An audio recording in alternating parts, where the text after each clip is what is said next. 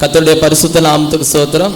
கர்த்தர் அடியேனையும் கூட உங்கள் மத்தியிலே ஆண்டோடைய வார்த்தையை பகிர்ந்து கொள்ள உதவி செய்வாராக. அதுக்கு முன்பதாக ஒரு 2 நிமிஷம் நம்மளுடைய தலைகளை தாழ்த்தி நம்மை முற்றிலுமாக ஒப்பு கொடுப்போம். ஆண்டவர் ஆக்சுவலாக இன்றைக்கி நான் ஜெபிச்சுட்டு இருக்கும்போது ஆண்டவர் எனக்கு சொன்ன வார்த்தை உருவாக்குகிற தெய்வம். நம்மளுடைய தெய்வம் நம்மளை உருவாக்க தான் சித்தம் கொண்டவராக இருக்கிறார். இப்போ நான் யோசித்தேன், ஆண்டவரே இது எல்லாருக்குமே தெரியுமே, இது ஜென்ரலாக இது இந்த சபையில் நான் கொடுக்கணுமா அப்படின்ற மாதிரி நான் யோசித்தேன், ஜெபித்தேன். ஆண்டவர் நடத்தினார். இன்னைக்கு காலையில் இந்த வர்ஷிப் நடந்து கொண்டு இருக்கும் பொழுது ஆண்டவர் சில காரியங்களை உணர்த்தினார். அதை உங்கள் மத்தியில் நான் சொல்கிறேன். நம்ம தலைகளை தாழ்த்துவோம், ஆண்டவருடைய சமூகத்தில் நம்மளை முற்றிலுமாக ஒப்பு கொடுப்போம். அந்த ஆராதனை நேரத்தில் பரிசுத்த ஆவியானவருடைய அசைவாடுதல், ஒரு பூரண விடுதலையை நான் காணவில்லை. ஏதோ நம்மளுடைய வாழ்க்கையில் ஏதோ ஒரு தடை இருக்கிறதை ஆவிக்குள்ளே உணர்ந்தேன்.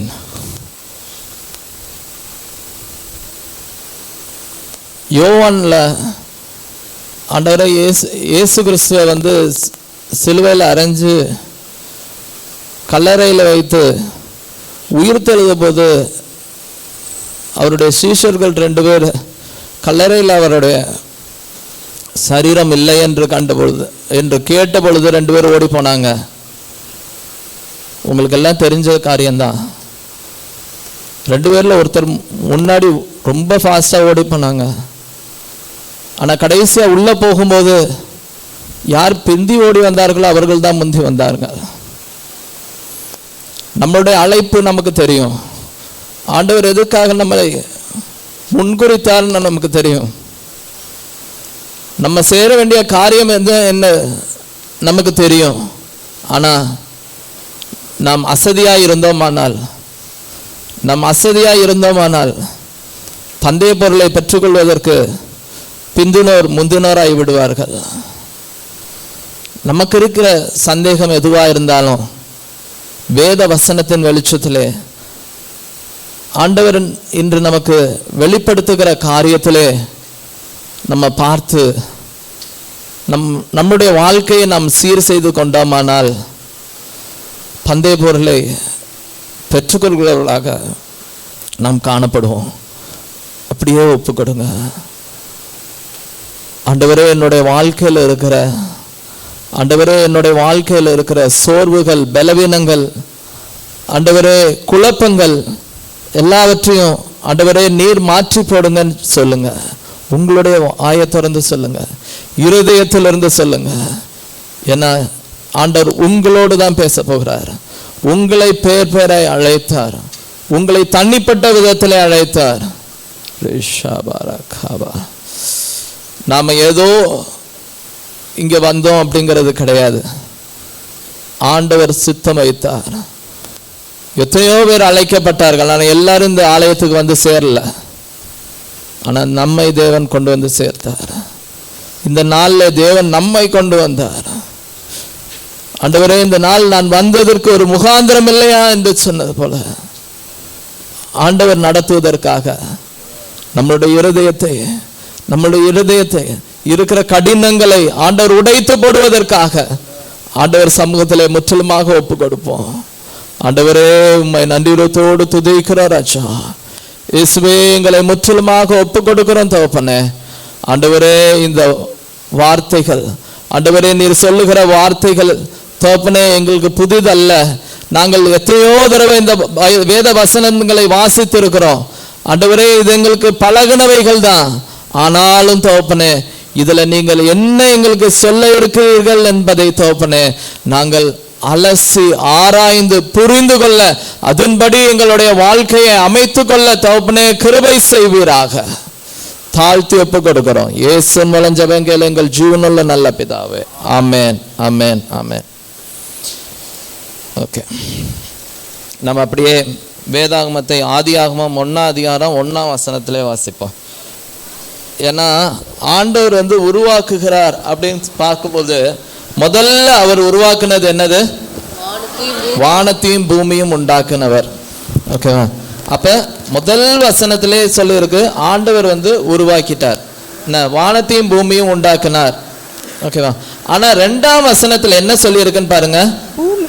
பூமியானது ஒழுங்கின்மையும் வெறுமையுமாய் இருந்தது. ஆழத்தின் மேல் இருள் இருந்தது. போதும். அங்க உண்டாக்குவதற்காக ஆண்டவர் காரியங்களை நடப்பித்து வருகிறார்.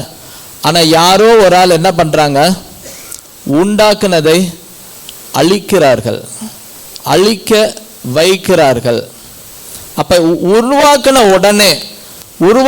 உடனே அடுத்த வசனமே என்ன சொல்லுது அப்படின்னா, ஒழுங்கின்மையும் வெறுமையுமா இருந்தது. அதுக்கு அடுத்த பாயிண்ட் தான் முக்கியமான ஒரு பாயிண்ட். என்ன இருந்துச்சு? ஆழத்தின் மேல் இருள் இருந்தது. அது ஏன் அது ஆழத்தின் மேல் இருள் இருந்தது ஒரு முக்கியமான பாயிண்ட் அப்படின்னா, நைட்ல லைட்டே இல்லாத ஒரு இடத்துல போகும்போது அந்த இடம் எப்படி இருக்குன்னு நமக்கு தெரியுமா? தெரியாது. வெளிச்சம் இல்லை அப்படின்னா அது எப்படி இருக்குன்னே தெரியாது. இன்னைக்கு நிறைய இடத்துல சத்ருவானவன் நம்மகிட்ட வைக்கிறது பயம், இருள். இந்த ரெண்டும் தான். அந்த ரொம்ப இருட்டா இருந்துச்சுன்னா ஆட்டோமேட்டிக்கா என்ன வரும்? பயம் வரும். இதுதான் அவன் நமக்கு ஈஸியா கொண்டு வரக்கூடிய ஆயுதம். இதை வச்சுதான் கொஞ்சம் கொஞ்சமா நம்மளை வச்சுதான் என்ன பண்ணுவான் அப்படின்னா எல்லாத்தையும் அழிப்பான். புதுசா ஒரு ஆளை கொண்டு புதுசா ஒரு ஆளை உங்க வாழ்க்கையில உங்க ஜீவிதத்துல கொண்டு அழிவை கொண்டு வரவே மாட்டான். சந்தேகம், பயம், குழப்பம், இது எல்லாத்தையும் மெதுவாக உங்களுடைய வாழ்க்கைக்குள்ளர எப்படி கொண்டு வருவான்? உங்களோடு இருக்கிறவங்க, உங்களோடு பழகுனவங்க, உங்களில் ஒன்னா இருக்கிறவங்க ஏதோ ஒரு விதத்துல மெதுவா தான் கொண்டு வருவான். அதாவது ஒரு இது சொல்லுவாங்க என்னன்னா, ஒரு தவளை சுடுதண்ணில போட்டீங்க அப்படின்னா அது உடனே ஜம்ப் பண்ணி வெளியே போயிடும், குதித்து வெளியே போயிடும். ஆனா அது இருக்கிற தண்ணியை மெதுவா சூடாக்குனீங்க அப்படின்னா அது அங்கேயே செத்துரும். ஏன் அப்படின்னா அதுக்கு தெரியாது சுத்தி இருக்கிற தண்ணி சூடா இருக்குன்னு. அந்த மாதிரி அழிப்பது இந்த சாத்தானுக்கு ரொம்ப பிடித்த ஒரு காரியம். அப்ப இந்த ரெண்டாம் வசனத்துல நீங்க பார்க்கும்போது பூமியானது ஒழுங்கின்மையும் வெறுமையுமாய் இருந்தது. அப்ப நம்முடைய வாழ்க்கை எப்படி இருக்க வேண்டும் என்று பார்த்தீங்கன்னா ஒழுங்கும் கிரமமுமாய் இருக்க வேண்டும். அப்ப இந்த ஒழுங்கும் கிரமமுமாய் இருக்க வேண்டும் என்றால் இந்த ஆழத்தின் மேல் இருள் இருக்குது பாத்தீங்களா, இது மாறணும். என்னுடைய இருதயத்துல ஒரே பயம், என்னால் அங்க போக முடியாது, என்னால் இந்த காரியத்தை செய்ய முடியாது அப்படிங்கிறது சாத்தான் தானா உள்ள ஏதோ ஒரு விதத்துல உள்ள வச்சுக்கிட்டே இருப்பான். அப்ப இது மாறணும். இது எப்படி மாறணும்னா ஆண்டவராய் இயேசு கிறிஸ்து நம்மளோடு இருக்கிறார், அவர் மாற்றுவார். அவருடைய சமூகத்துல நம்ம ஒப்பு கொடுக்கணும். சரி, அடுத்த வசனத்தை வாசிங்க பாப்போம். தேவன் வெளிச்சம் உண்டாக கடவுள் என்றார். அப்ப இதுல இருந்து மாத்தணும் அப்படின்னா முதல்ல நமக்கு தேவை என்ன அப்படின்னா வெளிச்சம் வேணும். நான் இருளே இருந்துட்டு நானே வெளியே வந்துக்குவேன், எனக்கு தெரியும், எனக்கு இவ்வளவு எக்ஸ்பீரியன்ஸ் இருக்கு, இத்தனை வருஷமா நான் பார்த்துட்டேன், இந்த பிரச்சனையில இருந்து நான் ஈஸியா வெளியே வந்துடுவேன் அப்படின்னு நம்ம நினைக்க கூடாது. வேத வசனத்தின் வெளிச்சம் நம்மளுடைய வாழ்க்கையில தேவைப்படுகிறது. இங்க நீங்க பாத்தீங்கன்னா இந்த முதல் அதிகாரத்துல ஆண்டவர் தம்முடைய சாயலாக ஒரு மனுஷனை உண்டாக்க வேண்டும் அப்படிங்கிறது தான் இதோட நோக்கம். இந்த அதிகாரத்துல நீங்க பார்த்தீங்கன்னா அதுதான் அவருடைய திட்டம். அந்த மனிதனை உண்டாக்குவதற்காக, அப்ப ஒரு மனுஷனை உண்டாக்குறதுக்கு முன்னாடி என்னென்ன செய்ய வேணும், என்னென்ன இருக்கணும் அப்படிங்கிறது தான் ஒவ்வொரு வசனத்திலையுமே நாங்க பார்க்கிறோம். இப்ப ரெண்டாம் வசனத்துல பாருங்க, பூமியானது ஒழுங்கின்மையும் வெறுமையுமாய் இருந்தது. சரி, ஒழுங்கின்மை அது முடிஞ்சிருச்சு. இப்ப இந்த ஒழுங்கின்மையை மாத்துறதுக்காக நம்ம அடுத்து என்ன பண்ணோம்? 3ஆம் வசனத்தை வாசிச்சோம். என்னன்னு இருந்துச்சு? தேவன் வெளிச்சம் உண்டாக கடவுள் என்றார். அப்ப மனுஷனுக்காக முதல்ல அவர் பண்ண வேலை என்னது? வெளிச்சத்தை உண்டாக்கினார். அடுத்தது 6ஆம் வசனத்தை வாசிங்க. பின்பு தேவன் ஜலத்தின் மத்தியில் ஆகாய விரிவு உண்டாக கடவது என்றும் அது ஜலத்தின் நின்று ஜலத்தை பிரிக்க கடவது என்றும் சொன்னார். போதும். அதாவது மேலையும் ஜலம் கீழையும் ஜலம். நம்ம சந்தோஷமாக நல்ல குழு குழுன்னு இருக்கணுங்கிறது தான் ஆண்டோடைய சித்தம். என்னைக்குமே ஐயோ எனக்கு இப்படி ஆயிடுச்சு, எனக்கு அப்படி ஆயிடுச்சு அப்படிங்கிறது ஆண்டோடைய திட்டமே கிடையாது. ஆண்டவர் நம்மளை உண்டாக்குறதுக்கு முன்னாடியே அவர் என்ன பண்றாரு? அவனோட கம்ஃபர்ட்னஸ் நல்லா இருக்கணும் அப்படிங்கிறத ஆண்டவர் வைக்கிறார். அடுத்தது 9ஆம் வசனம் வாசிங்க. பின்பு தேவன் வானத்தின் கீழே இருக்கிற ஜலம் ஓரிடத்தில் சேரவும் வெட்டாந்தரை காணப்படவும் கடவது என்றார். அது அப்படியே ஆயிற்று. போதும். அதுவும் என்ன? மனுஷன் நல்ல அவனுடைய வேலைகள் எல்லாம் அவன் செய்யணும் அப்படிங்கிறதுனால ஜலத்தையும் தனியா இருக்கணும், வேணும்னா அதையும் யூஸ் பண்ணிக்கலாம் அப்படிங்கிற மாதிரி ஆண்டவர் அதை கொடுக்கிறார்.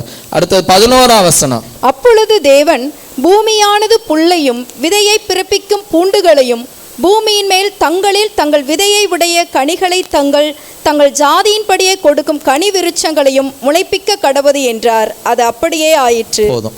அதாவது மனுஷனை உண்டாக்குன பிறகு அவன் சாப்பிடணும், அவன் வேலை செய்யணும், அவன் ரெஸ்ட் எடுக்கணும், அவனுக்கு ஏதாவது வேணும்னா அவனுக்கு இந்த மரங்கள் இதெல்லாம் தேவை.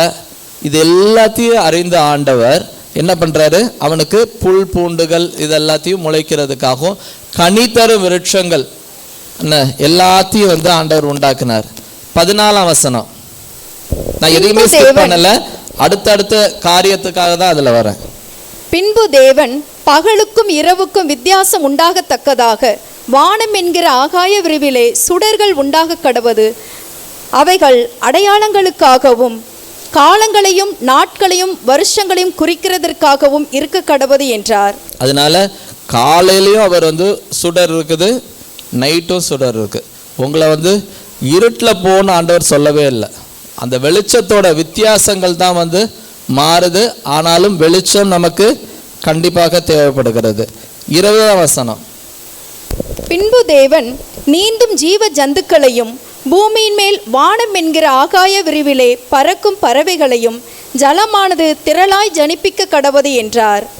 அதே மாதிரி என்ன பண்றாரு? தண்ணியில இருக்கிற ஜந்துக்கள், ஓகேவா, அது எல்லாத்தையும் உண்டாக்கினாரு. 24ஆம் அதிகாரம் 24ஆம் வசனம். சாரி. பின்பு தேவன் பூமியானது ஜாதி ஜாதியான ஜீவ ஜந்துக்கள் ஆகிய நாட்டு மிருகங்களையும் ஊரும் பிராணிகளையும் காட்டு மிருகங்களையும் ஜாதி ஜாதியாக பிறப்பிக்க கடவது என்றார். அது அப்படியே ஆயிற்று. அப்ப நாட்டு மிருகங்கள், காட்டு மிருகங்கள், ஊரும் பிராணிகள் இதெல்லாமே இங்க வந்துருச்சு. அதே மாதிரி 20ஆம் வசனத்துல பறக்கும் பறவைகள் இதுவும் இருக்குது. ஓகேவா? அப்ப அதுவும் ஆண்டவர் உண்டாக்கிட்டாரு.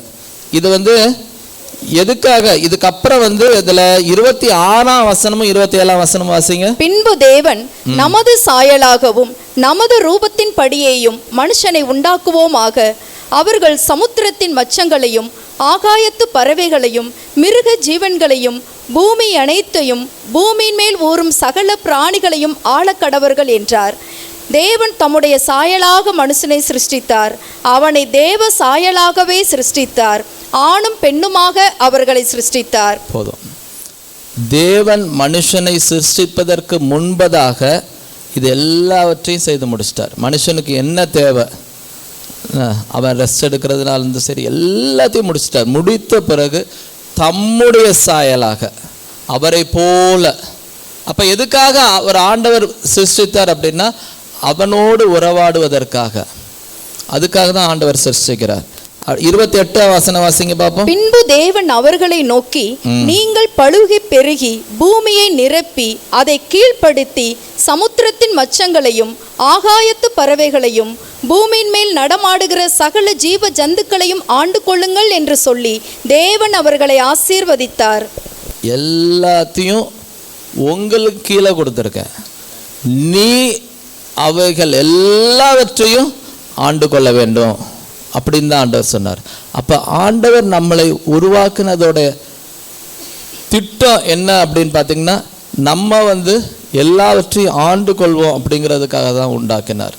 நம்ம உன்னை வாளாக்காமல் தலையாக்குவேன்னு தான் வசனம் சொல்லுகிறது. அப்போ நம்மளை ஆண்டவர் ஆசீர்வதிக்க தான் திட்டம் வைத்திருக்கிறார். அப்போ ஏன் நான் ஆசீர்வதிக்கப்படலை? எதனால இதில் ஒரு தடை இருக்குது அப்படின்னா, எங்கேயோ ஒரு இடத்துல கேப் இருக்க தான் செய்யுது. எங்கேயோ ஒரு இடத்துல நான் தப்பு பண்ணுறேன், இல்லை எங்கேயோ ஒரு இடத்துல சாத்தான் என்னைய ஏமாற்றிட்டு இருக்கான். அது நான் தெரியாமவனாக இல்லை தெரியாதவளாக நான் காணப்படுகிறேன். இதே மாதிரி தான் சபையும் கூட. சபையை தேவன் ஏற்கனவே அவர் திட்டம் வைத்தார். அப்போ இந்த சபை இங்கே இருக்கணும் அப்படின்னா ஏற்கனவே அவருடைய திட்டத்தின்படி அது காணப்பட்டது. அப்போ இதை கொஞ்சம் கொஞ்சமாக அதை சபையாக வைத்து அந்த சபையில் இங்குங்கெல்லாம் அங்கத்தினர்கள் அப்படி ஆண்டவர் உண்டாக்குனார். அப்போ இந்த சபையிலையும் பிரச்சனைகள் வரலாம், வராதுன்னு நான் சொல்லல. அப்போ இந்த பிரச்சனைகள் வருது அப்படின்னா அதை நம்ம தேவ சமூகத்தில் உட்கார்ந்து அதை தீர்த்து கொள்ள வேண்டும். எல்லாருடைய தனிப்பட்ட வாழ்க்கையும் அதே மாதிரி தான் காணப்படுது. அப்போ இந்த 28ஆம் அதிகாரத்தில் ஆண்டவர் தெளிவாக சொல்கிறார், இந்த ஆதாம் ஏவாள்கிட்ட எல்லாத்தையும் நீங்கள் பழுகி பெருகி பூமியை நிரப்புங்க, இது எல்லாத்தையும் ஆண்டு கொள்ளுங்கன்னு சொன்னாங்க. ஆனால் இவங்க ஆண்டு கொண்டாங்களா? 3ஆம் அதிகாரம் 1ஆம் வசனம் வாசிங்க. தேவனாகிய கர்த்தர் உண்டாக்கின சகல காட்டு ஜீவன்களை பார்க்கிலும் சர்ப்பமானது தந்திரமுள்ளதாய் இருந்தது. அது ஸ்திரீயை நோக்கி, நீங்கள் தோட்டத்தில் உள்ள சகல விருட்சங்களின் கனியையும் புசிக்க வேண்டாம் என்று தேவன் சொன்னது உண்டோ என்றது. 4, 5 வாசிங்க. அப்பொழுது சர்ப்பம் ஸ்திரீயை நோக்கி, நீங்கள் சாகவே சாவதில்லை, நீங்கள் இதை புசிக்கும் நாளிலே உங்கள் கண்கள் திறக்கப்படும் என்றும் நீங்கள் நன்மை தீமை அறிந்து தேவர்களைப் போல் இருப்பீர்கள் என்றும் தேவன் அறிவார் என்றது. இப்போ யார் ஆள்றாங்க? ஆண்டவர் மனுஷனை தான் ஆண்டு கொள்ளும்படி சொன்னார். ஆனால் இங்கே மனுஷன் என்ன பண்ணுறான்? சிருஷ்டிக்கப்பட்ட இதை அது சொல்கிறத கேட்குறான். அப்போ ஆண்டவர் கொடுத்த கட்டளையை அவன் நேராக விசுவாசித்து அதன்படி நடக்கணும்னு அங்கே இன்ஸ்ட்ரக்ஷன் போல. இப்போ எங்கேருந்து வருது? ரிவர்ஸ் இன்ஸ்ட்ரக்ஷன் வருது. சிருஷ்டிக்கப்பட்ட ஒன்று சொன்னதை இவன் கேட்குறான்.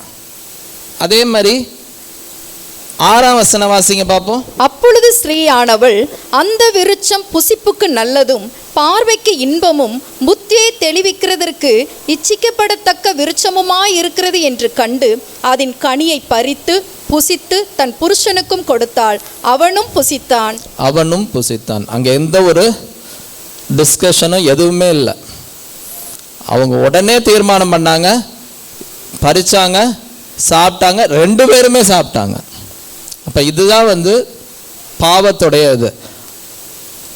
தேவன் ஒன்று நமக்கு சொல்லும் பொழுது, தேவன் ஒரு திட்டம் வைத்திருக்கும் போது அந்த திட்டத்தை அவர் அப்படியே நிறைவேற்றுவார். அதில் எந்த ஒரு சந்தேகமும் இல்லை. ஆண்டவர் ஏன்னா அவர் ஏற்கனவே நம்மளை உண்டாக்குவதற்கு முன்பதாகவே நம்மேல் கரிசனை உள்ள தெய்வம். இங்கே நீங்கள் வரணும் அப்படிங்கிறதுக்கு முன்னாடியே உங்களுக்கு ஒரு இடத்தை ஆண்டவர் உண்டாக்குறார். நீங்கள் இந்த காரியம் செய்யணும் அப்படிங்கிறதுக்கு முன்னாடியே அதுக்கு ஒரு ஏற்பாடு ஆண்டவர் செய்கிறார். அப்படிதான் ஆண்டவர் செய்து கொண்டு இருக்கிறார். அப்படி இருக்கும் பொழுது அதில் தடை வருது அப்படின்னா இந்த மாதிரி நம்ம இடையில என்ன பண்ணிடுறோம்? ஆண்டவருடைய திட்டத்தை அறியாதபடி, இல்லை சாத்தான் சொல்ற சில காரியம் நல்ல காதுக்கு என்னவா இருக்கும்? இனிப்பா இருக்கும். அப்படித்தானே சொல்லியிருக்கு வசனம். 6ஆம் வசனத்தில் என்ன சொல்லியிருக்கு? அந்த விருட்சம் புசிப்புக்கு நல்லதும் பார்வைக்கு இன்பமா இருந்துச்சா, புசிப்புக்கு ரொம்ப நல்லதா இருந்துச்சா? அது எப்படிங்க புசிப்புக்கு நல்லதுன்னு சாப்பிட்றதுக்கு முன்னாடியே அவங்களுக்கு தெரிஞ்சிச்சு. அங்க பார்த்த உடனே எனக்கு எச்சி ஊறுச்சுங்க என் வாயில. அதுதான் சாத்தான் வைக்கிற கண்ணி. ஆண்டவர் நமக்கு தெளிவா இதுதான், இப்படிதான், நீ இங்கே தான் போகணும், இப்படி தான் போகணும், வழி இதுவே அப்படின்னு சொல்லும் பொழுதும் சில நேரம் நம்ம பார்த்த உடனே ஓ இதுதான் நல்லதுன்னு தோணுது, ஏன்னா இது இவ்வளோ நல்லா இருக்கு. அப்ப அது பார்த்த உடனே கணிக்கிறது கிடையாது. லோத்து சோதோமை நோக்கி பார்க்கும் பொழுது இந்த இடம் ரொம்ப செழிப்பா இருக்கு, அதனால நம்ம இந்த இடத்துக்கு போவோம் அப்படின்னு அவன் தீர்மானம் பண்ணிட்டான். பார்த்த உடனே தீர்மானம் பண்ணிட்டான். ஆனா அந்த இடம் எப்படிப்பட்ட இடம்? பாவம் நிறைஞ்ச இடம். ஆண்டவர் அதை அழிக்கணும்னு வச்சிருந்த இடம். ஆனா அங்க போனதுனால அங்க அழிவு வரதான் செஞ்சது. அப்ப அந்நேரத்துல ஆண்டவரே எல்லாம் கரெக்டா தான் இருந்துச்சு, நான் கரெக்டா தான் போனேன், ஆனா அழிவுல மாட்டிக்கிட்டேன் அப்படின்னா யாரோட தப்பு? இது நம்மளுடைய தப்பு தான். ஏன் அந்த தப்பு வந்தது? நான் காரியத்தை செய்வதற்கு முன்பதாக நான் ஆண்டவர்கிட்ட என்ன பண்ணல? விசாரிக்கல. ஆண்டவருடைய சித்தம் இதுதானான்னு அறிந்து கொள்ளவில்லை. நான் பார்த்த உடனே இதுதான் இருக்கும், ஏன்னா இதுதான் கரெக்டா அவ்வளோ அழகா இருக்கு, நேர்த்தியாக இருக்கிறது, எனக்கு இதுதான் ஆண்டவர் வைத்திருக்கிறாருன்னு நான் என்ன பண்ணிக்கிட்டேன்? நினைத்து கொண்டேன். நினைக்கிறது மட்டும் இல்லை, அதுக்கு சாத்தான் தெளிவான எவிடன்ஸையும் பக்கத்தில் கொடுப்பான். நீங்க தேவனுடைய சமூகத்தில் இருந்து தேவனுடைய வழி நடத்துதலை அனுமதியை பெற்றுக்கொள்ளவில்லை என்றால் உங்களுக்கு தெரியாது.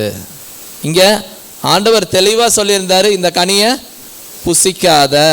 அந்த இடத்துலையும் ஏவாள் சொல்லுவா, இந்த கனியை மட்டும் புசிக்க வேண்டான்னு ஆண்டவர் சொன்னாரு அப்படின்னு அவ சொல்லுவா. ஆனாலும் அவன் என்ன சொல்லுவா? இல்லை, இது ரொம்ப நல்ல கனி, நீங்க தேவர்களை போல் ஆவீர்கள். அவங்களுக்கு அங்க என்னங்க குறைங்க? தேவர்களை போல ஆவீர்கள் இருக்கிறதெல்லாம் இருக்கட்டும், அவங்களுக்கு அங்க என்ன குறை? அவங்களுக்கு தேவையான எல்லாத்தையும் ஆண்டவர் அங்க வச்சிருந்தார்.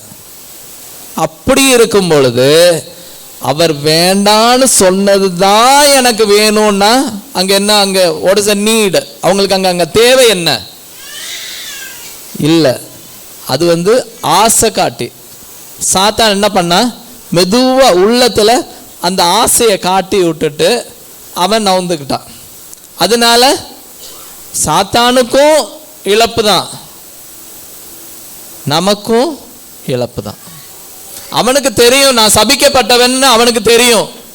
ஆனா என்ன பண்ணிட்டான்? இப்ப நம்மளையும் சபிக்கப்பட்டவனாக மாற்றி விட்டுட்டான். நான் மட்டும் கஷ்டப்படுறதில்லை, நீயும் கஷ்டப்படணும், நீயும் ஆண்டவரோட இருக்கக்கூடாது. அதனால என்னாச்சு? நம்ம இப்ப அங்க அந்த தோட்டத்தை விட்டு வெளியே அனுப்புனதுனால 2 சாபங்கள் வந்தது. என்னது?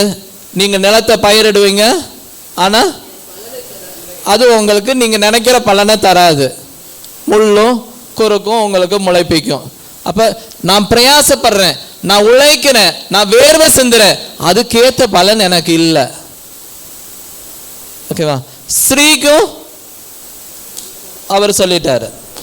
ஓகேவா? அப்ப எல்லாத்துலயுமே ஒரு கஷ்டம் வந்தது. இங்க இந்த ஒரே ஒரு கனியை அவங்க புசிக்காம இருந்திருந்தா, அது புசிக்காம இருக்கணும் அப்படின்னா ஒரு 2 நிமிஷம் அவங்க யோசிச்சிருக்கலாமா? 2 நிமிஷம் உட்கார்ந்து யோசிச்சிருக்கலாம், இல்ல ஆதாமோட பேசி யோசிச்சிருக்கலாம். அவ போனா சாத்தான் சொன்னதை அப்படியே ரிசீவ் பண்ணா, விசுவாசித்தால், சாப்பிட்டா, அவனுக்கும் போய் கொடுத்துட்டா. அவ்வளவுதான். வேற அங்க அவங்களுடைய தாட் வேற எதுவுமே கிடையாது. அப்ப நம்முடைய வாழ்க்கையிலும் இல்ல சபையினுடைய காரியத்திலும் ஈஸியா சாத்தான் எங்க வச்சு ஏமாத்துவான்? உள்ளேந்து ஒரு ஆளை தான் கொண்டு வருவான். தோட்டத்துக்குள்ள இருந்த சர்ப்பத்தை தான் கொண்டு வந்தானே ஒழிய வெளியேந்து ஒரு சர்ப்பம் இதுக்காக உள்ள வரல. உள்ள இருக்கிறவங்கள தான் மெதுவா என்ன பண்ணுவான்? கிளப்பி விடுவான். ஆட்டோமேட்டிக்கா நமக்கு எல்லாமே கரெக்டா இருக்கும் அப்படின்னு தான் தோணும். சரி, இது ஒரு காரியம். அப்ப நம்மளுடைய வாழ்க்கையில ஆண்டவர் எல்லா ஆசீர்வாதத்தையும் வைத்திருந்தாலும் நம்மளுடைய காரியம் சாபமாகவும் ஆண்டவருக்கு விரோதமாக எப்ப போகுதோ அன்னைக்கு அந்த ஆசீர்வாதத்துக்கு நம்ம அபாத்திரவான்களாக மாறிவிடுவோம். அதனால இதுக்கு நம்ம ஆண்டவரை குறை சொல்றதுல எந்த ஒரு அர்த்தமும் கிடையாது. அப்போ நம்ம தேவ சமூகத்தில் வரணும். எப்படி தேவ சமூகத்தில் வர்றது, என்ன பண்ணணும் அப்படிங்கிறத நம்ம கொஞ்ச நேரம் கழித்து பார்ப்போம். அதே மாதிரி ஆதியாகமம் 12ஆம் அதிகாரம் 1-2 2வது இன்சிடென்ட். கர்த்தர் ஆபிராமை நோக்கி, நீ உன் தேசத்தையும் உன் இனத்தையும் உன் தகப்பனுடைய வீட்டையும் புறப்பட்டு நான் உனக்கு காண்பிக்கும் தேசத்துக்கு போ. நான் உன்னை பெரிய ஜாதியாக்கி உன்னை ஆசீர்வதித்து உன் பெயரை பெருமைப்படுத்துவேன். நீ ஆசீர்வாதமாய் இருப்பாய்.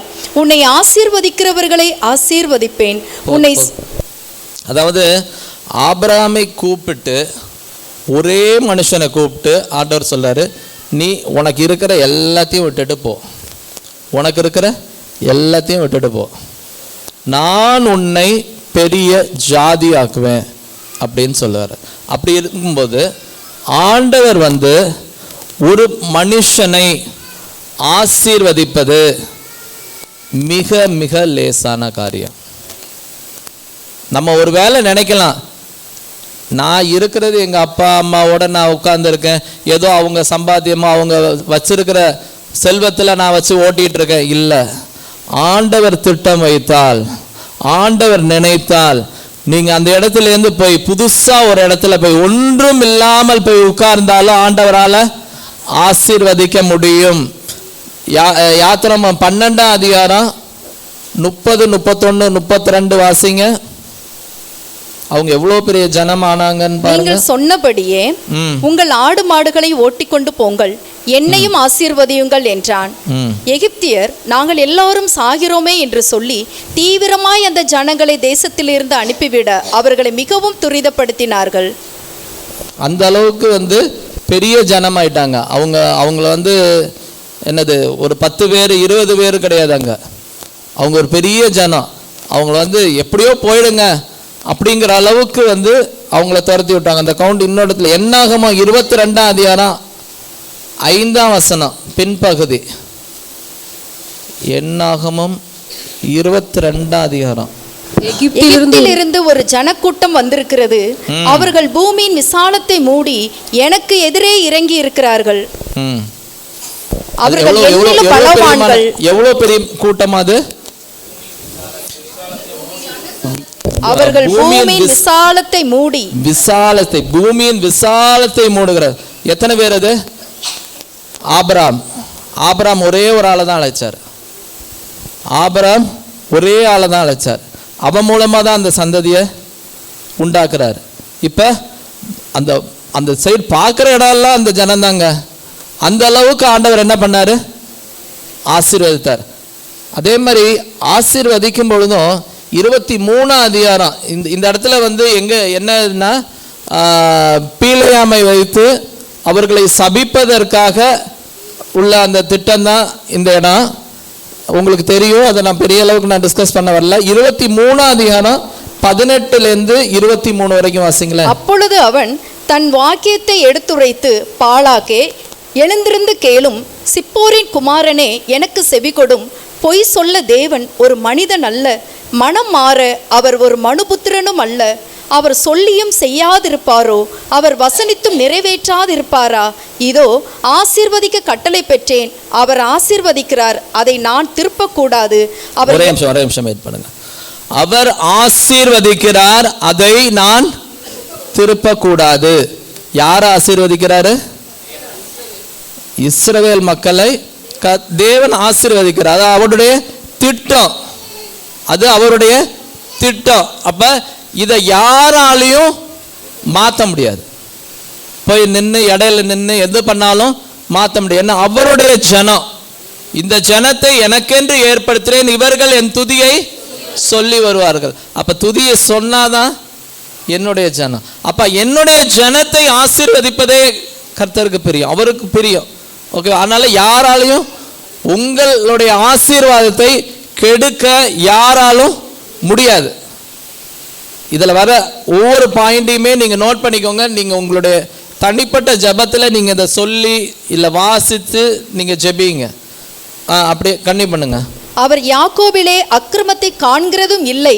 யாக்கோபிலே அக்கிரமத்தை காண்கிறதும் இல்லை, இஸ்ரவேலிலே குற்றம் பார்க்கிறதும் இல்லை, இஸ்ரவேலிலே குற்றம் பார்க்கிறதும் இல்லை. அவர்களுடைய தேவனாகிய கர்த்தர் அவர்களோடே இருக்கிறார். ராஜாவின் ஜெய கம்பீரம் அவர்களுக்குள்ளே இருக்கிறது. தேவன் அவர்களை எகிப்திலிருந்து புறப்பட பண்ணினார். காண்டாமிருகத்துக்கு ஒத்த பலன் அவர்களுக்கு உண்டு. காண்டாமிருகத்துக்கு ஒத்த பலன் அவர்களுக்கு உண்டு. அவர்களுக்கு உண்டுன்னா எனக்கும் உண்டு, நமக்கும் உண்டு. அதை போட்டு நம்ம ஜெபிக்கணும், அதை போட்டு நம்ம அபியாசப்படுத்திக் கொள்ளணும். நம்மளுடைய வாழ்க்கையில் இஸ்ரவேல் ஜனங்களுக்கு கொடுத்த அவ்வளவு ஆசீர்வாதமும் நம்ம சுதந்திரித்து கொள்ளலாம். நம்ம தேவனிடத்தில் ஜெபித்து அதை எல்லாவற்றையும் நம்முடைய ஆசீர்வாதமாக மாற்றிக்கொள்ளலாம். அப்படியே வாசிங்க. யாக்கோபுக்கு விரோதமான மந்திரவாதம் இல்லை, இஸ்ரவேலுக்கு விரோதமான குறி சொல்லுதலும் இல்லை. தேவன் என்னென்ன செய்தார் என்று கொஞ்ச காலத்திலே யாக்கோபையும் இஸ்ரவேலையும் குறித்து சொல்லப்படும்.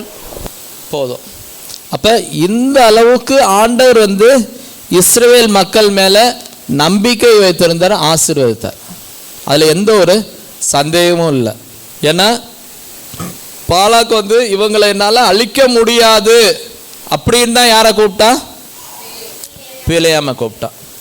ஆனால் இந்த பிலேயாம் எல்லாத்தையும் அவன் 4 ஸ்தலம் எல்லா இடத்துலையுமே இஸ்ரவேலை ஆசீர்வதித்தான், எல்லாம் கரெக்டு தான். ஆனால் பிலேயாம் இஸ்ரவேல் மக்களை ஒடுக்க வேண்டுமானால், இஸ்ரவேல் மக்களை அழிக்க வேண்டுமானால், தேவனுடைய பிள்ளையை அழிக்க வேண்டுமானால், நிர்மூலமாக்க வேண்டுமானால் என்ன செய்யலான்னு சொல்லிட்டு பாலாக்கு சொல்லி கொடுத்துட்டு அவனும் அங்கே தான் இருந்தான். ஓகேவா? அதை இதை பண்ணதுனால இஸ்ரவேல் மக்கள் பாவம் செய்தார்கள். 25 அதிகாரம் 3ஆம் வசனம். இப்படி இஸ்ரவேலர் பாகால் பேயோரை பற்றி கொண்டார்கள், அதனால் இஸ்ரவேலர் மேல் கர்த்தருடைய கோபம் உண்டது.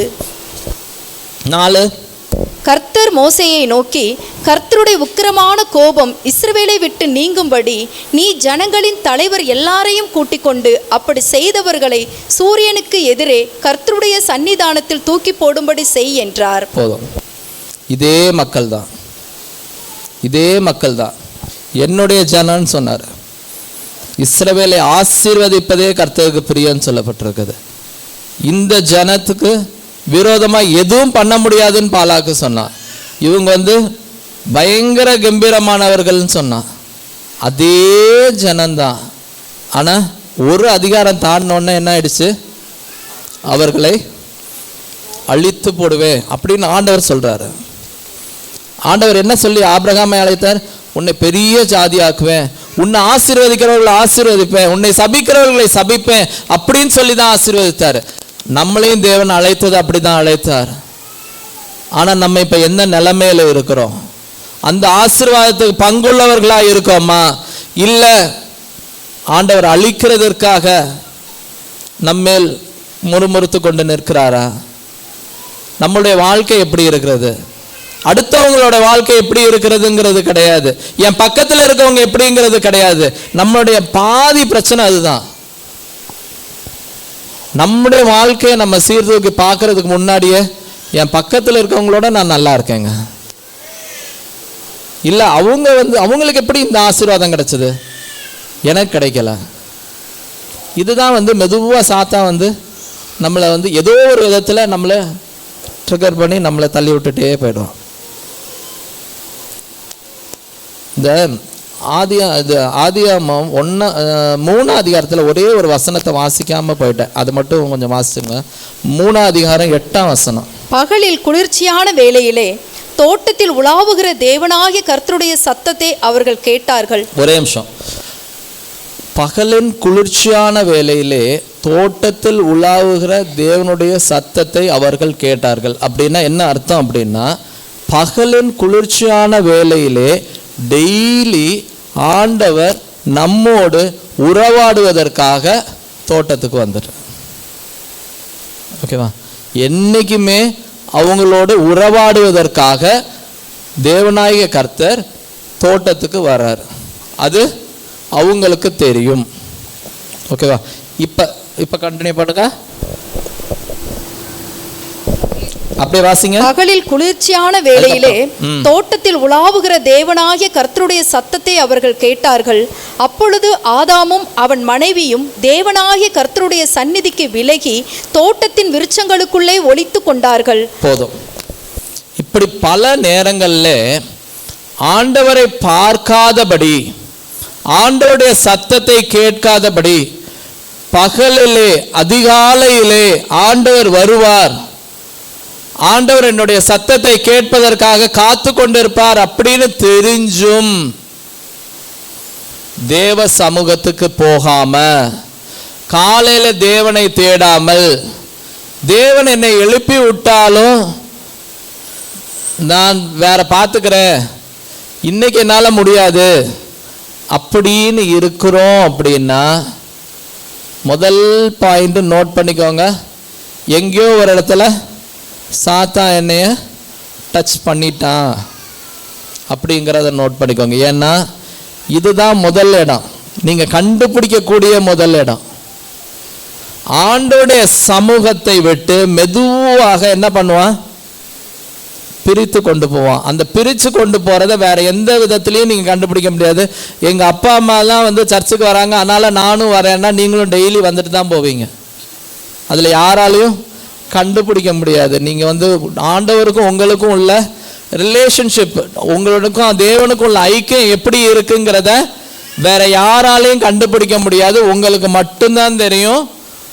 எப்போ தெரியும்னா சோதிச்சு பார்த்தா மட்டும்தான் தெரியும். இப்போ நாங்கள் கிளாஸ் எடுப்போம், சில பிள்ளைங்க நல்லா கவனிக்கிற மாதிரியே உட்காந்துருப்பாங்க, ஆனால் பரீட்சை கொடுத்த உடனே தான் தெரியும் அந்த பிள்ளைங்க வந்து சும்மா தான் உட்காந்துருந்தாங்க. நான் முன்னாடி போன ஒரு சர்ச்சில் எங்கள் பாஸ்டர் ஒரு தடவை சொன்னார், என்னைக்கு கடைசியாக ஆல்டர் கொடுத்தாலும் அந்த ஒரு பிரதர் வந்து எப்போவுமே கையை தூக்கி ஒப்பு கொடுத்து இது பண்ணுவார். நானும் சந்தோஷப்படுவேன், பரவாயில்ல எப்பவும் ஒப்பு கொடுத்து ஆண்டவரோட வந்து இருக்கணும்னு விரும்புகிறாரு அப்படின்னு சொல்லிட்டு, ஒரு நாள் எல்லாம் முடித்த பிறகு அந்த பிரதரை பார்த்து, ஆண்டவர் இன்னைக்கு என்ன பேசினாருன்னு கேட்டேன். அவர் எதுவுமே பேசலை அப்படின்ட்டாரு. எல்லாரும் பண்ணுறாங்க, நானும் பண்ணுறேங்க, அவ்வளோதாங்க. அப்போ நமக்கும் தேவனுக்கும் உள்ள ஐக்கியம் என்ன ஆயிடுது, கட்டாயிடுது இடையில.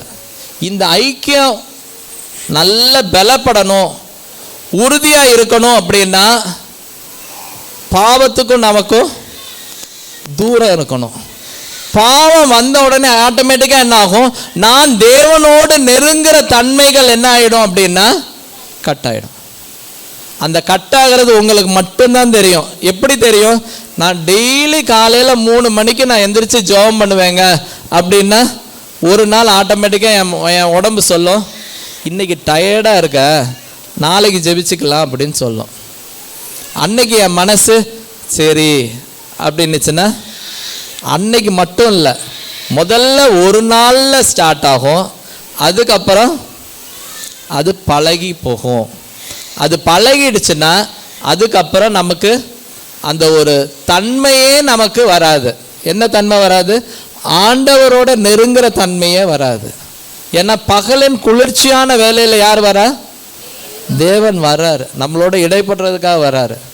அந்த டைமை விட்டுட்டு வேற டைமில் போய் நின்றுட்டு ஆண்டவரே ஆண்டவரேன்னு சொல்லும்போது அந்த பலன் வரல. அவர் வர நேரத்தில், அவர் வர நேரம் எனக்கு தெரியுங்க, அவருடைய மெல்லிய சத்தம் எனக்கு தெரியுங்க.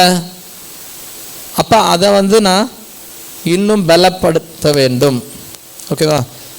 அதனால நம்மளுடைய வாழ்க்கையில் எங்கே நம்ம தவறுகிறோம் அப்படிங்கிறத நம்ம கண்டுபிடித்து தேவ சமூகத்தில் போகும்போது மாத்திரம்தான் வந்து நமக்கு ஆசீர்வாதம். அவர் நம்மளை உருவாக்குகிற தெய்வம். அதையும் நான் திருப்பி சொல்கிறேன், அவர் நம்மளை உருவாக்குகிற தெய்வம். அப்படின்னா ஐயோ நான் விழுந்துட்டேனே அப்படின்னு திருப்பி அவர் சமூகத்தில் நீங்கள் வந்து நின்னீங்க அப்படின்னா அவர் மாற்றுவார். ஐயோ நான் எப்படி இதை விட்டு நான் வெளியே வருவேன் அப்படின்னு நீங்களே யோசித்து நீங்களே ஒரு வழி வகுத்து நீங்கள் போகணும்னு அவசியம் கிடையாது. ஆண்டவர் நிர்ணயித்தால் அதை யாராலும் மாற்ற முடியாது. ஓகேவா? இங்கே ஆபிரகாம் ஒருவனாக அழைத்தார், அவனை ஒரு பெரிய ஜாதி ஆக்கிட்டாரு. ஆனால் இந்த ஜாதி ஆக்கின பிறகு பிலேயாம வந்து அவங்கள சபிக்கிறதுக்காக கூப்பிடுறான். ஆனா அவங்களால சபிக்க முடியல.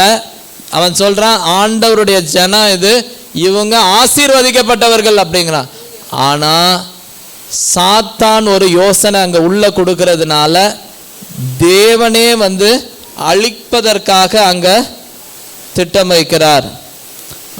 25:9 அந்த வாதையால் செத்தவர்கள் 24,000 பேர். அந்த வாதையால் செத்தவர்கள் 24,000 பேர். அதே மாதிரி 31:8 அவர்களை கொன்று போட்டதும் அன்றி மீதியானியரின் 5 ராஜாக்களாகிய ஏவி, ரேக்கேம், சூர், ஊர், ரேபா என்பவர்களையும் கொன்று போட்டார்கள். பேயோரின் குமாரனாகிய பிலேயாமையும் பட்டயத்தினாலே கொன்று போட்டார்கள். ஆமென். அங்க ஆண்டவருடைய சமூகத்திலே வரும்பொழுது, இஸ்ரவேல் மக்கள் ஒரு முறை கூட ஆண்டவருடைய சமூகத்திலே வரும்பொழுது, அதுக்கு யார் யாரெல்லாம் ரூட் காசா இருந்தாங்களோ, இவங்க அழிக்கப்படுவதற்கு யாரெல்லாம் அங்க வந்து வேலை செஞ்சாங்களோ அத்தனை பேரையும் ஆண்டவர் அழிக்க கிருபை செய்தார். புரியுதா? நமக்கு விரோதமா எத்தனை பேர் வேணா எழும்பலாம், ஆனா நம்ம தேவனுக்கும் நமக்கும் உள்ள ஐக்கியம் சரியாக இருக்குமானால், ஆண்டவர் நம்மளை உருவாக்கினது உண்மையானால், யாராலும் நம்மளை அசைக்க முடியாது. விழுந்துட்டேன்னு எனக்கு நல்லா தெரியுது. திருப்பி ஒழுங்கா ஆண்டவருடைய சமூகத்துல உட்காருங்க. ஆண்டவர் மாற்றுவார். இன்னும் ஒரே ஒரு இது மட்டும் பார்த்துட்டு நம்ம முடிப்போம். நியாயாதிபதிகள் 6:1-6 வரைக்கும். பின்னும் இஸ்ரவேல் புத்திரர் கர்த்தரின் பார்வைக்கு பொல்லாப்பானதை செய்தார்கள். அப்பொழுது கர்த்தர் அவர்களை 7 வருஷம் மீதியானியரின் கையில் ஒப்பு கொடுத்தார். மீதியானியரின் கை இஸ்ரவேலின் மேல் பலத்து கொண்டபடியால் இஸ்ரவேல் புத்திரர் மீதியானியர் நிமித்தம் தங்களுக்கு மலைகளில் உள்ள கெபிகளையும் குகைகளையும் அரணான ஸ்தலங்களையும் அடைக்கலங்களாக்கி கொண்டார்கள்.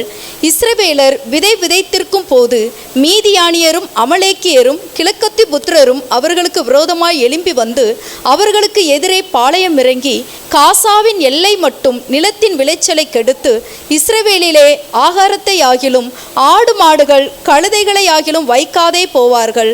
அவர்கள் தங்கள் மிருக ஜீவன்களோடும் தங்கள் கூடாரங்களோடும் வெட்டுக்கிளிகளைப் போல் திரளாய் வருவார்கள். அவர்களும் அவர்கள் ஒட்டகங்களும் எண்ணி முடியாததாய் இருக்கும்.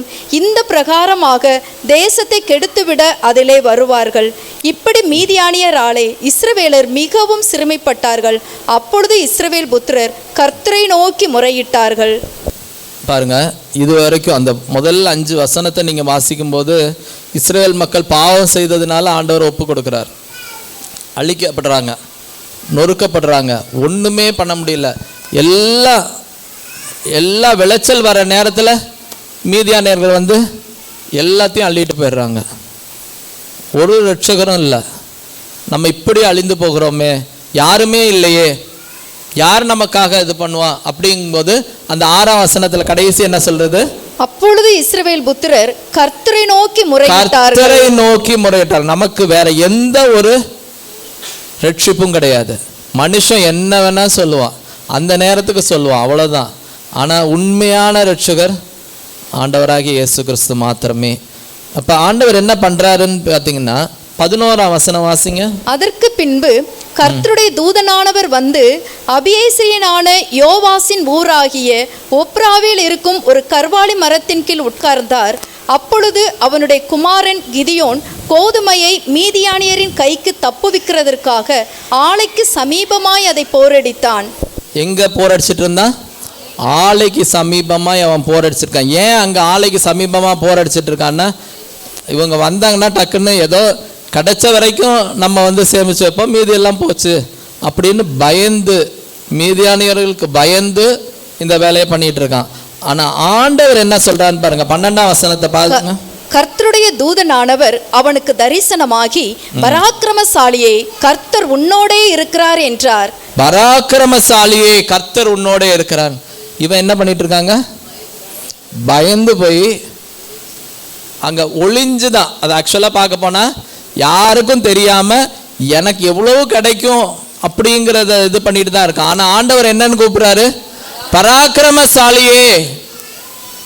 அப்ப உள்ள இருக்கிறத மறைக்கிறது யாரு? இந்த சாத்தான். அவன் ஒரு பராக்கிரமசாலி தான். நம்மளுடைய வாழ்க்கையில சில நேரம் நம்ம பராக்கிரமசாலியாய் தான் இருக்கிறோம். ஆனா சுத்தி இருக்கிறவங்கலாம் சொல்லி சொல்லி இல்லை, சாத்தான் ஏதோ ஒரு விதத்துல என்னை ஏவி விட்டு என்ன பண்றோம்? ஐயோ என்னால் ஒன்றும் முடியாதுங்க, இதெல்லாம் எனக்கு முடியாதுங்க, என்னால் எந்திரிச்சு நடக்க முடியாது, என்னால் இந்த காரியம் செய்ய முடியாது. அப்போ இந்த இடத்துல ஆண்டவர் செய்கிற ஒரு காரியத்தை பாருங்களேன். 7ஆம் அதிகாரம் 1 வசனத்தை வாசிங்க. எப்படியோ இவனை வந்து யாரு மீதியானர்களை அழிப்பதற்காக இவனை தெரிந்து கொண்டுட்டாரு. அப்போ இவன் வந்து இப்போ போகிறான். என்னவா போகிறான்? இவன் தான் வந்து லீடராக போகிறான். ஓகேவா? இப்போ இவன் லீடராக போகிறான் அப்படின்னா இவன் உடனே சரி இவங்க இத்தனை பேர் இருக்காங்க, இவங்களை அழிக்கிறதுக்காக நான் ஒரு பெரிய சேனையை நான் உண்டாக்கணும் அப்படின்னு சொல்லிட்டு 7ஆம் அதிகாரம் 1ஆம் வசனம். அப்பொழுது கிதியோனாகிய யெருபாகாலும் அவனோடு இருந்த ஜனங்கள் யாவரும் காலமே எழுந்து புறப்பட்டு ஆரோத் என்னும் நீரூற்றின் கிட்ட பாளையம் இறங்கினார்கள். மீதியானியரின் பாளையம் அவனுக்கு வடக்கே மோரே மேட்டிற்கு பின்னான பள்ளத்தாக்கிலே இருந்தது. 2ஆம் வசனம் வாசிங்க. அப்பொழுது கர்த்தர் கிதியோனை நோக்கி, நான் மீதியானியரை உன்னோடு இருக்கிற ஜனத்தின் கையில் ஒப்பு கொடுக்கிறதற்கு அவர்கள் மிகுதியாய் இருக்கிறார்கள். என் கை என்னை ரட்சித்தது என்று இஸ்ரவேல் எனக்கு விரோதமாக வீம்பு பேசுகிறதற்கு இடமாகும். போதும். ஆண்டவர் ரட்சிப்பதற்கு, ஆண்டவர் உங்களுக்கு உதவி செய்வதற்கு ஒரு பெரும் திரள் கூட்டம் உங்களோட இருக்கணும்னு அவசியமே கிடையாதுங்க. நீங்க ஒருத்தர் நின்னா போதும். நீங்க ஒருத்தர் நின்னா போதும், ஆண்டவர் யுத்தம் பண்ணுவார். அங்க கடைசியா வந்து நீங்க பாத்தீங்கன்னா 16ஆம் வசனம் நீங்க வாசிச்சு பாத்தீங்கன்னா அந்த 300 பேரை 3 படையாக வகுத்து, முதல்ல ஒரு பெரிய திரளான ஜனங்கள் இருந்தாங்க. அதை மெதுவா குறைச்சு ஆண்டவர் என்ன பண்ணாரு? 300 பேர். அந்த 300 பேரை 3 படையாக வகுத்து அவர்கள் ஒவ்வொருவன் கையிலும் ஒரு எக்காலத்தையும் வெறும் பானையையும் அந்த பானைக்குள் வைக்கும் தீவட்டியையும் கொடுத்து. போதும். என்னென்ன வச்சிருந்தாங்க? 300 பேர் 3 படை. அப்ப 100 100 நிக்க போறாங்க. என்ன கையில வச்சிருந்தாங்க? ஒரு எக்காலம், ஒரு பானை, பானைக்குள்ள வைக்கிற ஒரு தீவட்டி. ஓகேவா? எங்க போறாங்க? யுத்தம் பண்ண போறாங்க. யுத்தம் பண்றதுக்கு என்ன வேணும்? ஒரு பட்டயம் கூட ஒருத்தர் கையிலையும் கிடையாது. ஆனா போறது எத்தனை பேரு? 300 பேரு. அந்த 300 பேர் சேர்ந்து போலங்க 3 படையா பிரிஞ்சு போறாங்க. எதிரி ஏற்கனவே பெரிய ஆளுன்னு நமக்கு தெரியும். அவனோட எல்லாரும் சேர்ந்து எதிர்த்து நின்னாலும் நான் ஜெயிக்க மாட்டேங்கிறது தெரியும். அதனாலதான் இவன் என்ன பண்ணிட்டு இருந்தான்? ஆலைக்கு பக்கத்துல போரடிச்சிட்டு இருந்தான். ஆண்டவர் சொன்னதெல்லாம் உண்மைதான், பராக்கிரமசாலியே போன்னு சொன்னாரு.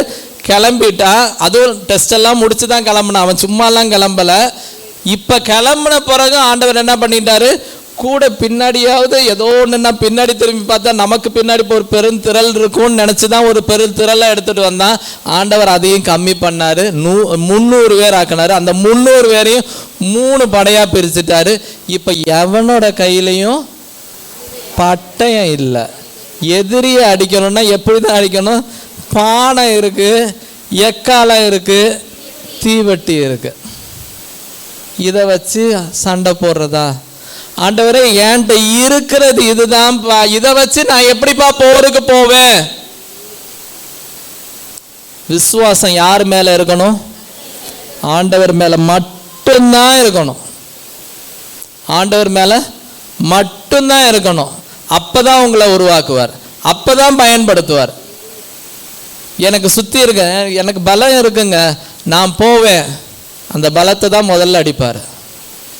மோசே இஸ்ரேல் மக்களை ரட்சித்து நான் கொண்டு போவேன்னு சொல்லிட்டு போனான். தன்னுடைய பலத்துல போனான் தெரியுமா?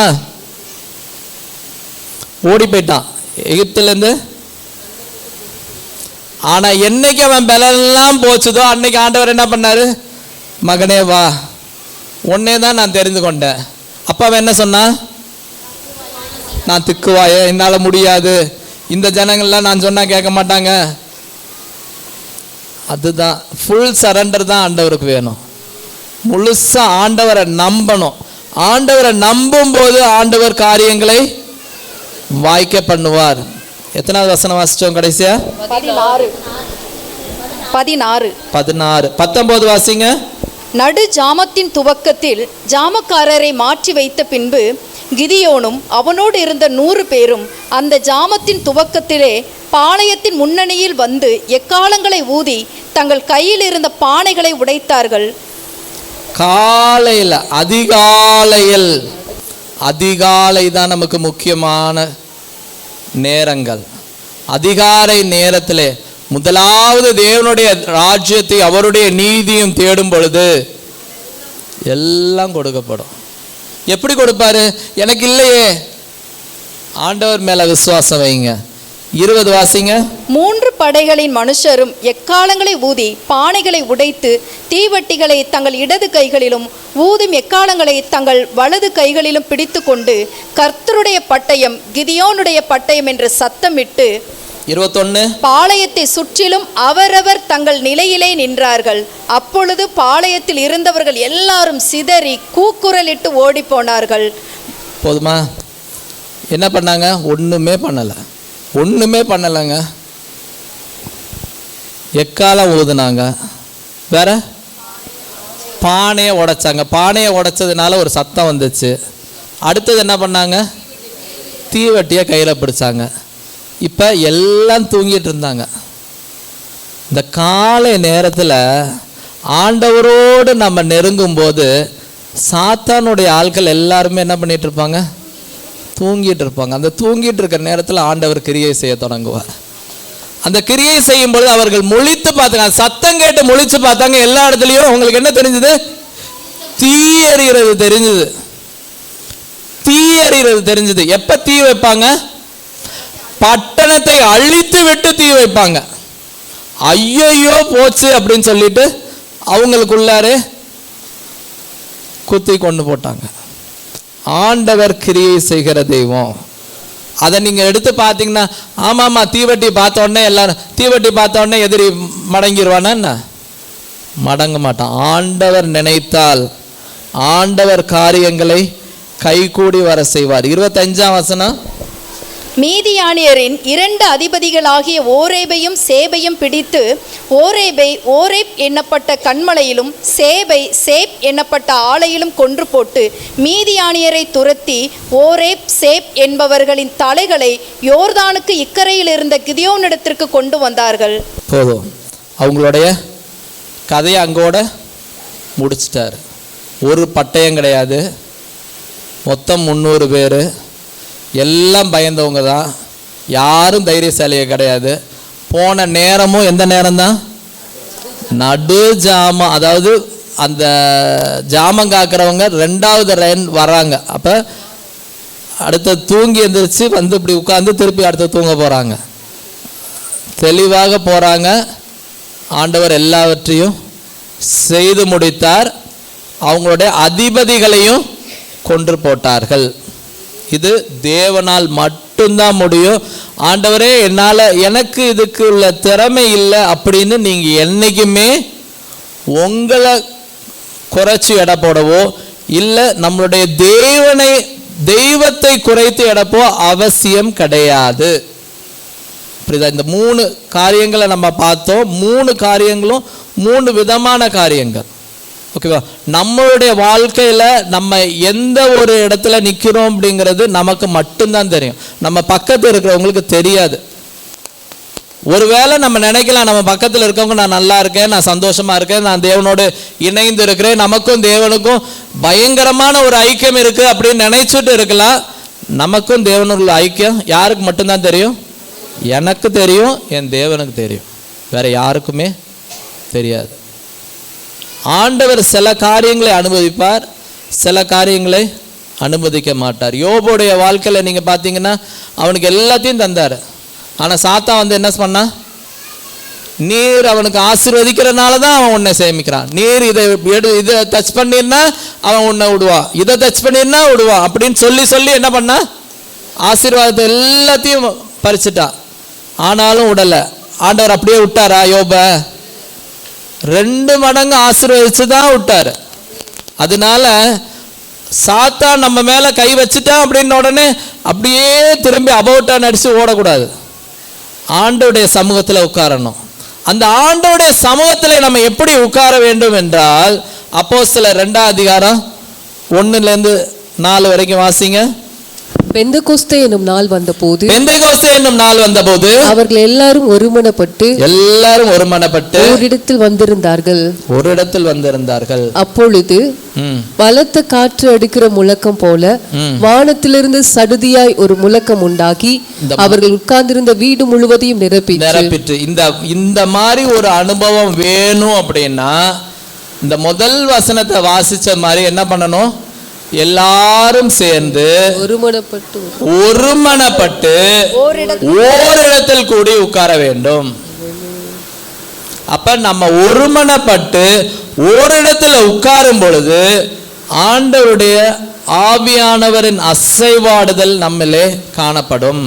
அப்படியே வாசிங்க. அல்லாமலும் அக்கினிமயமான நாவுகள் போல பிரிந்திருக்கும் நாவுகள் அவர்களுக்கு காணப்பட்டு அவர்கள் ஒவ்வொருவர் மேலும் வந்து அமர்ந்தது. அவர்கள் எல்லாரும் பரிசுத்த ஆவியினாலே நிரப்பப்பட்டு ஆவியானவர் தங்களுக்கு தந்தருளின வரத்தின்படியே வெவ்வேறு பாஷைகளிலே பேசத் தொடங்கினார்கள். ஆமென். அவங்க இப்படி பேசுறாங்க, இவங்க இப்படி பண்றாங்க அப்படிங்கிற இதுவே அங்க கிடையாது. ஆண்டவர் அவரவர்களுக்கு தந்த வரத்தின்படியே விட்டு கொடுக்கணும். நிறைய என்னுடைய வாழ்க்கையில ஜெபிக்கிறோம், ஆண்டவர் என்னோட பேசணும்னு நினைக்கிறோம், ஆனா என்ன இல்லை, விட்டு கொடுக்கிற தன்மை இல்லை. ஆண்டவர் இப்படிதான் என்னோட பேசணும், நான் இப்படிதான் பண்ணணும் அப்படிங்கிறது தான் நிறையவருடைய வாழ்க்கையில ஆவியானவர் நம்மளுடைய ஃப்ரீயா உறவாடுவதற்காக உலாவுறதுக்கு உள்ள தடையாக காணப்படுகிறது. அப்ப நம்மளை முற்றிலுமாக விட்டு கொடுக்க வேண்டும். அதே மாதிரி 14-18 வரைக்கும் வாசிங்க. அப்பொழுது பேதுரு 11 கூட நின்று அவர்களை நோக்கி உரத்த சத்தமாய், யூதர்களே, எருசலேமில் வாசம் பண்ணுகிற ஜனங்களே, நீங்கள் எல்லாரும் அறிந்து கொள்வீர்களாக, என் வார்த்தைகளுக்கு செவி கொடுங்கள். நீங்கள் நினைக்கிறபடி இவர்கள் வெறி கொண்டவர்கள் அல்ல. பொழுது விடிந்து 3ஆம் மணி வேளையாய் இருக்கிறதே. தீர்க்கதரிசியாக யோவேலினால் உரைக்கப்பட்டபடியே இது நடந்தேறுகிறது.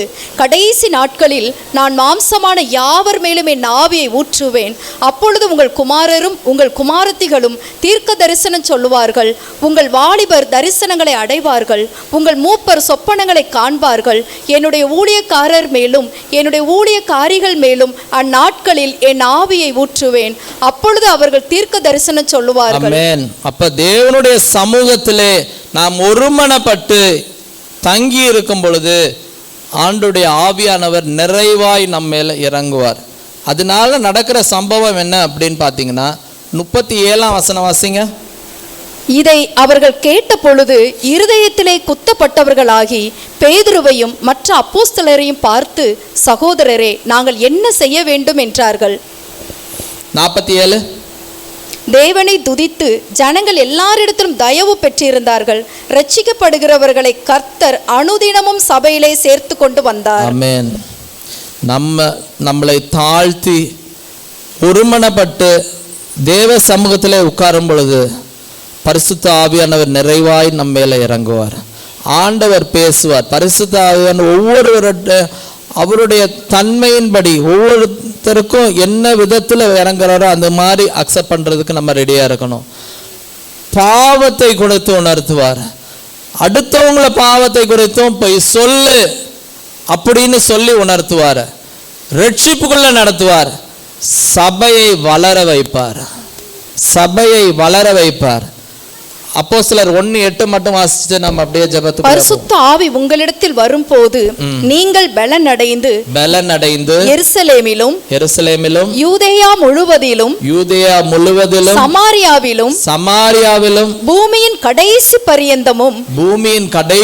பரியந்தமும் எனக்கு சாட்சிகளாய் இருப்பீர்கள் என்றார். அப்ப நமக்கு ஒரு புது பலத்தை ஆண்டவர் தந்து நம்மளை எடுத்து பயன்படுத்துவார். அப்படியே முழங்கால்களை முடக்கும். ஒரு 3 அனுபவங்களை நம்ம பார்த்தோம். ஆண்டவர் உருவாக்கினார். இன்றைக்கும் உருவாக்குகிற தெய்வமாக தான் ஆண்டவர் இருக்கிறார். நம்மை சிருஷ்டித்த தெய்வம். ஏதோ நான் இங்க வந்துட்டேன் அப்படிங்கிறது கிடையாது. ஆண்டவர் ஒரு திட்டத்தின்படி ஒவ்வொருவரையும் இந்த ஆலயத்துக்கு கொண்டு வந்தார்,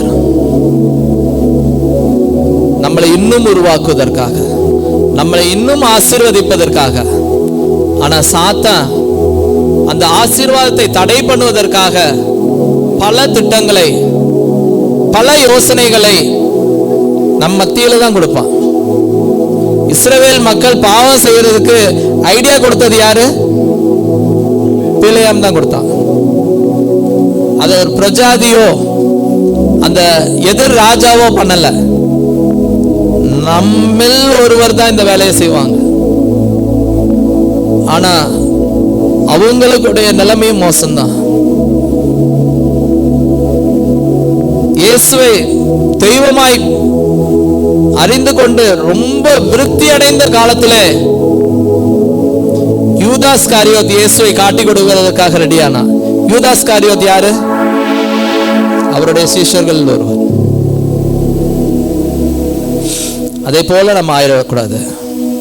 எங்க நான் பாவம் செய்கிறேன் அப்படின்னு நான் உணர்த்தப்பட்டேனோ அந்த இடத்திலே நின்று ஆண்டவரே என்னை ஒப்பு கொடுக்கிறேன்,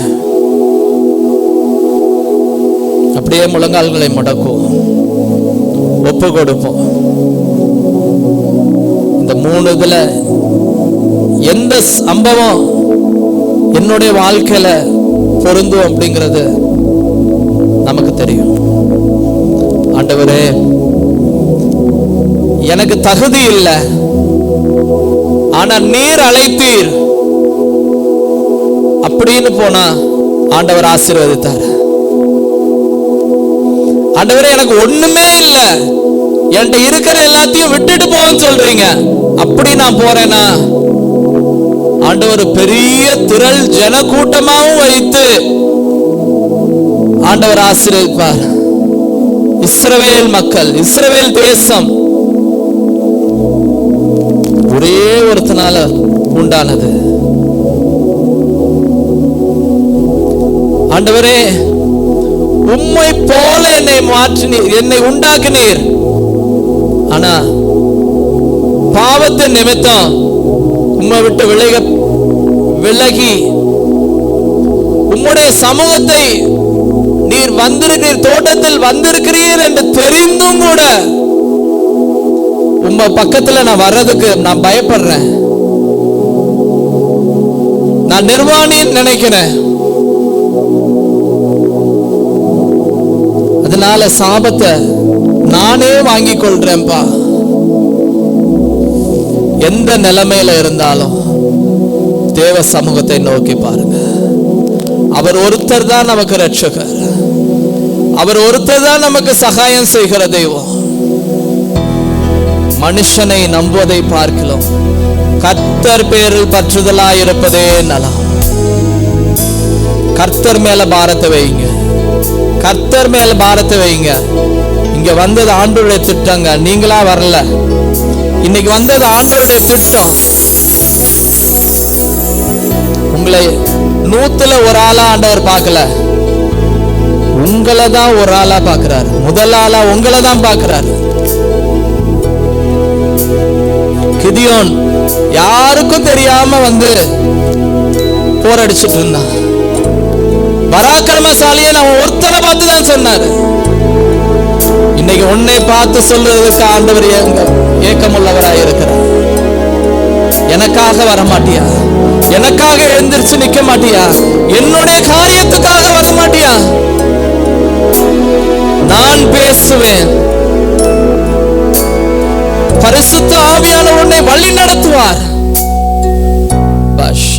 ஒப்பு கொடுங்க, ஒப்பு கொடுங்க. என்னால முடியாதுன்னு சொல்லாதீங்க, என்னால முடியாதுன்னு சொல்லாதீங்க. ஆண்டவர் முன்குறித்தார், ஆண்டவர் நடத்துவார். உங்களுக்கு தகுதி இல்லாம இருக்கலாம், ஆண்டவர் தகுதிப்படுத்துவார். மோசே என்னால முடியாது அப்படின்னு சொல்லும் போது வாயை உண்டாக்கினவர் நான் அல்லவா என்று ஆண்டவர் சொன்னார். ஆண்டவருடைய சமூகத்திலே முற்றிலுமாக ஒப்பு கொடுங்க.